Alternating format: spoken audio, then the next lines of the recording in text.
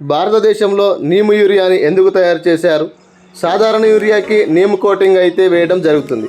ప్రస్తుతం మార్కెట్లో ఈ తరహా నీమ్ యూరియా అనేది అధికంగా దొరుకుతుంది.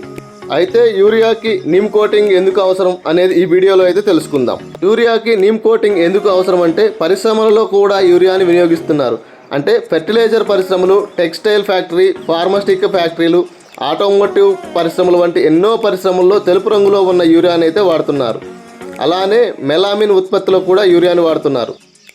అయితే మన భారతదేశంలో ఎప్పుడైతే హరిత విప్లవం మొదలయ్యిందో ఆ సమయంలో ఉత్పత్తిని పెంచడానికి, దీని ధరని పెంచడానికి అంగీకరించారు. అయితే ప్రభుత్వం తరపున రైతులకు మాత్రం సబ్సిడీలు అందించేవారు. ఇందులో 266 రూపాయలకి రైతులకి ఒక యూరియా బస్తా అనేది వస్తుంది. కానీ కొన్ని రకాల పరిశ్రమలు ఈ యూరియాని రైతుల పేరుతో యూరియా బస్తాలను కొనుగోలు చేసి వాళ్ళ పరిశ్రమల్లో వినియోగిస్తున్నారు. దీని ద్వారా వచ్చే సబ్సిడీని అందించడం వల్ల ప్రభుత్వంపై అధిక భారం పడుతుంది.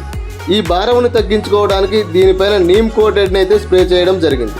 ఆ తర్వాత నుంచి ఏ పరిశ్రమ కూడా ఈ ఉత్పత్తిని వాడడం లేదు. ఎందుకంటే ఈ నీమ్ కోటెడ్ యూరియా పరిశ్రమల్లో ఏ విధంగా ఉపయోగపడదు.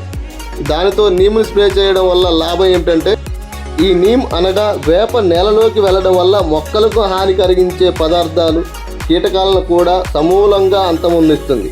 భారత ప్రభుత్వ గణాంకాల ప్రకారం యూరియా వాడకం అనేది 25 మిలియన్ల టన్నుల కంటే ఎక్కువగా ఉంది. ఈ నీమ్ కోటెడ్ యూరియాని సప్లై చేయడం వల్ల ఇచ్చే సబ్సిడీ అనేది నేరుగా రైతులకు మాత్రమే అందుతుంది. ఫ్యాక్టరీలకు కానీ ఎటువంటి పరిశ్రమలకి ఉపయోగపడదు. ఇలా చేయడం వల్ల ప్రభుత్వంపై అధిక భారాన్ని అయితే తగ్గించుకున్నట్లయింది. ఈ సమాచారంపై మీ అభిప్రాయాన్ని కామెంట్ రూపంలో తెలియచేయండి. అదేవిధంగా ఈ సమాచారం మీకు నచ్చినట్లయితే తప్పకుండా లైక్ చేయండి. మీ తోటివారికి కూడా తెలియజేయాలనుకుంటే షేర్ చేయండి.